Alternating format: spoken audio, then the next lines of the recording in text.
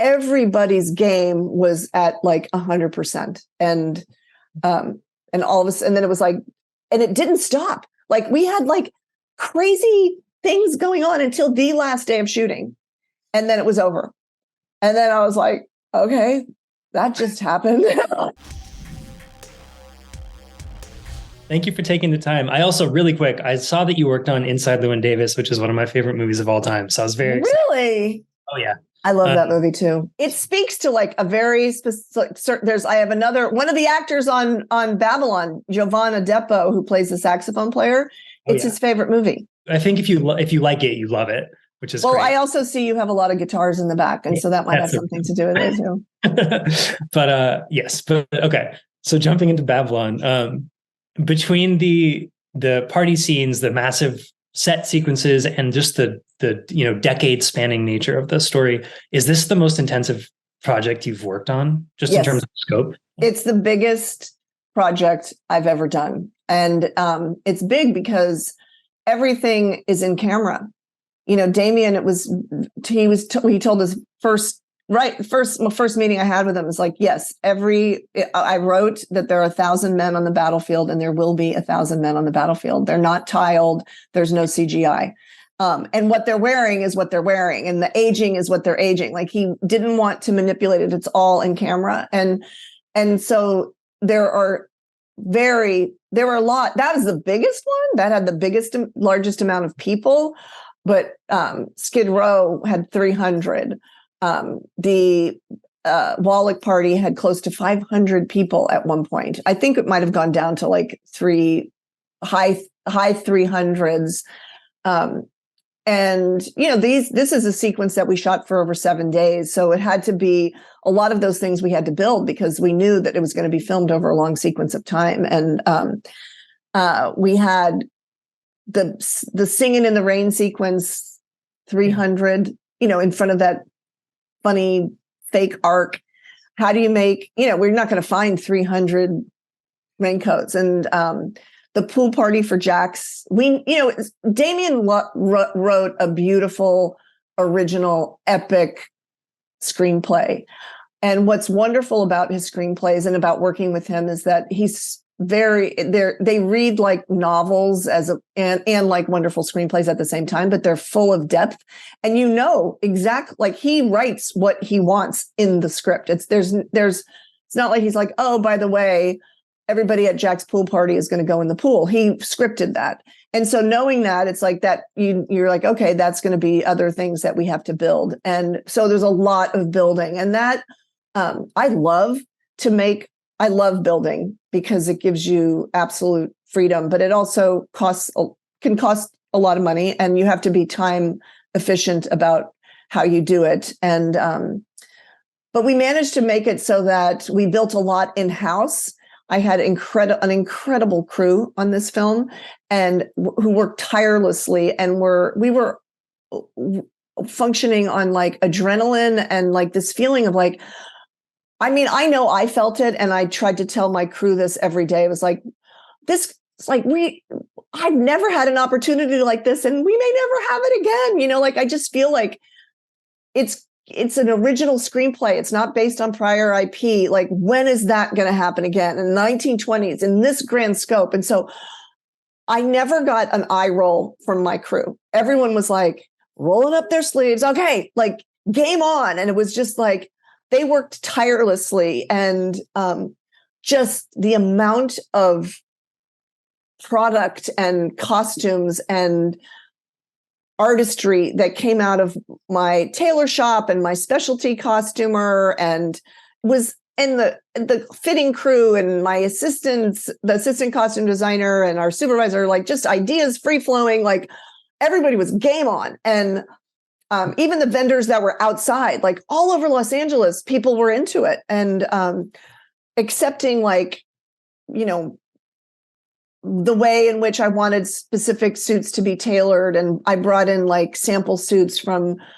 the 1920s. I found a dated one that I was like, this is how I want Irving Thalberg's suit to be tailored, and Manny's suit when he becomes to be. And this tailor, who's, has a thriving business, has been working with me for years on different projects, just loved the fact that it gave him, everybody got into it. Yeah. And that's what was so magical. Like, it was this like high octane, everybody was fueled by like adrenaline and caffeine. And it was intense. And yes, the hardest thing I've ever done, but in so many ways, the most gratifying, and it was because like everybody's game was at like 100%. And all of a sudden, and then it was like, and it didn't stop. Like, we had like crazy things going on until the last day of shooting. And then it was over. And then I was like, okay, that just happened. And honestly, a full disclosure, the day after we wrapped, I had to have hip replacement surgery because I did the whole movie on crutches. I thought I pulled a muscle the weekend before I started prep. And then like, I don't know, had a MRI and they were like, no, it's your hip. It's bone on bone. And then by the time we did our camera test, I was like, I can't put weight on this leg. And I was on crutches all during the battlefield, the whole movie. And I never sat down because it hurt to sit. So, but that's not why it was the hardest. Even if I wasn't on crutches, it would have been the hardest movie I ever did. Wow. But yeah, that it was. But like I said, honestly, when I got my nomination for the Oscar, I texted everybody on my crew and I congratulated them because I'm going to start getting teary-eyed. But I was like, this belongs to you as much as it does to me. And I mean that really. So anyway. No, that's amazing. I mean, I feel like you can tell that everyone's giving so much to that film. Yeah. Yeah. Even the background, look at them. I mean, everybody was like, it was so hot when we shot that battle sequence, and they had a layer underneath, and then they had that tunic layer, and then they had the, I forget the name of that thing now, shame on me, and the helmet, and it was metal in the sun, and it was real metal. It wasn't like we used, and those poor people, and they just, took water breaks, and there was no shade out there, and everybody, I mean, like I said, everybody, people were just like in it to win it. They were into it. It was pretty amazing. Something I would love to know is like, how much do you try to get into the actual minds of the characters when you're coming up with their wardrobe? Like, for instance, I could picture Brad Pitt's character having a stylist and kind of finding his clothes that way. And then Tobey Maguire's guy, like just pulling random things out of a dresser that he likes because he's a little kooky. Like, how much do you think about their own mindset and their own lifestyles and all of that when you're dressing them? I go deep.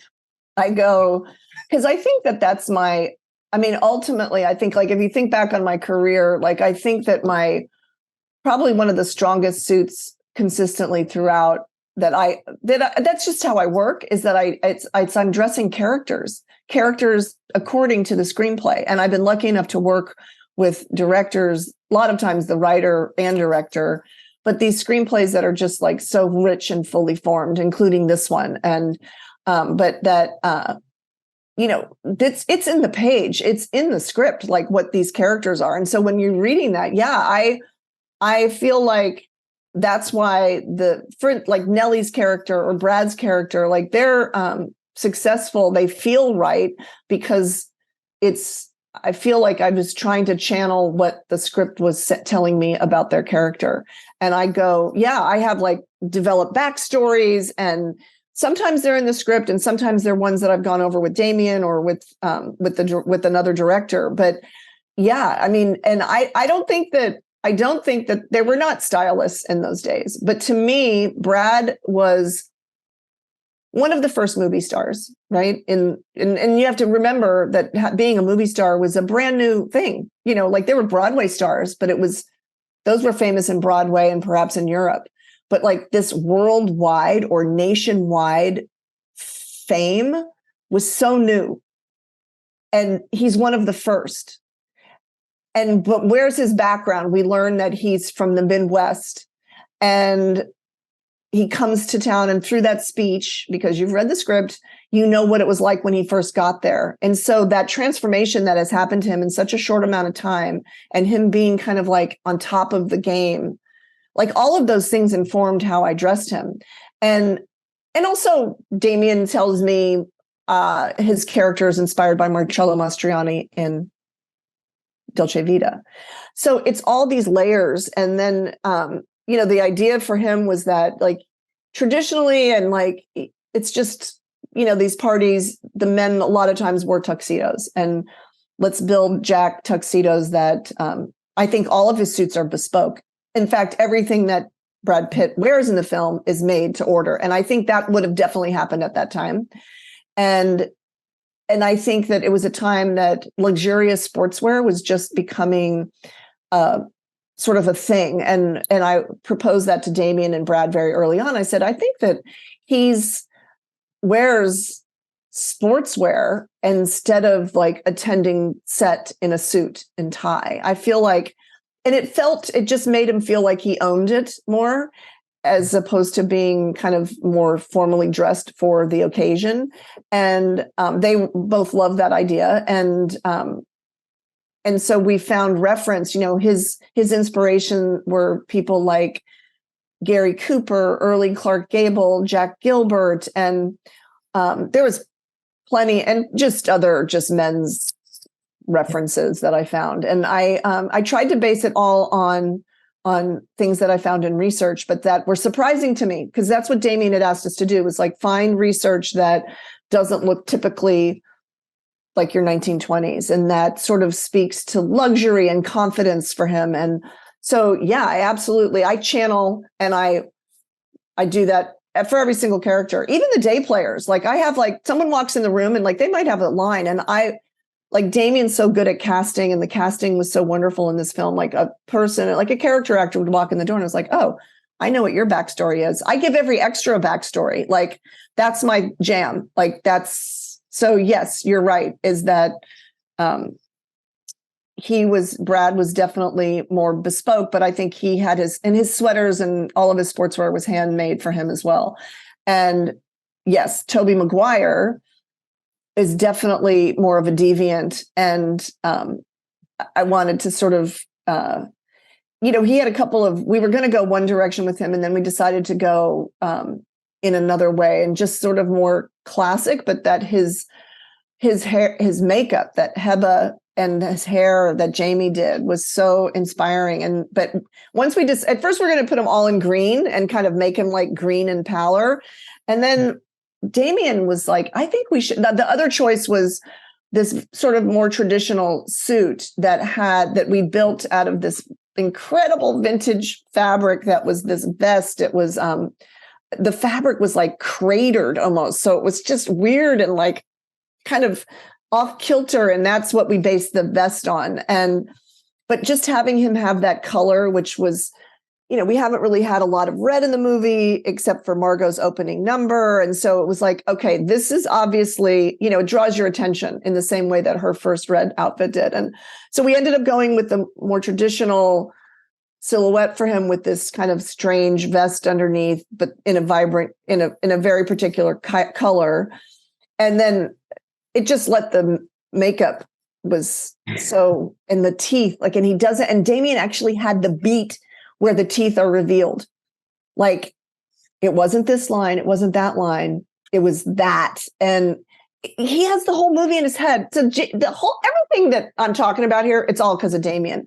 I mean, he's a genius. And I don't use that word lightly, but I do think he's the singular voice of his generation. And I'm so proud to have been a part of this, and like just honored that he asked me to do this film.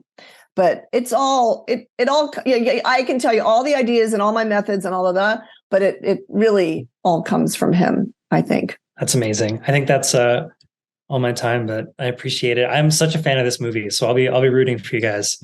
Thank you. Thank you. I hope so. You never know. Yeah. You never know. Thank you very much. Of course. Thank you.